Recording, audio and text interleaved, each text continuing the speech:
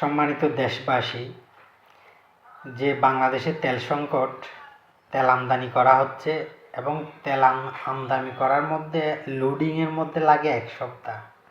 তো জাহাজ বাংলাদেশে আসতে যতদিন সময় লাগে, আনুমান বাংলাদেশের তেল সংকট মুক্ত হইতে গেলে সময় লাগবে প্রায় মাসখানিকের মধ্যে ইনশাল্লাহ বাংলাদেশের যে তেল সংকটমুক্ত বাংলাদেশ করার জন্য যে পদক্ষেপগুলি নেওয়া হয়েছে, আমার লাইনের মধ্যে ইনশাল্লাহ কোনো সমস্যা হবে না। হ্যাঁ, তো যাই হোক, আমার লাইন এমন একটি মালিকানা পাওয়ারহীন লাইন, এই লাইনের মধ্যে কেউ ইনশাল্লাহ ঠেকাতে পারবে না, কেউ বাধাও দিতে পারবে না।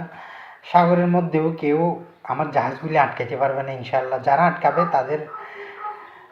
তারা কিন্তু সাগর থেকে আর কোলের মধ্যে ফিরে আসতে পারবে না। তো আমি কে অবশ্যই বুঝতে পারতেছেন আমার ডকুমেন্ট দেখে। হ্যাঁ, তো যাই হোক।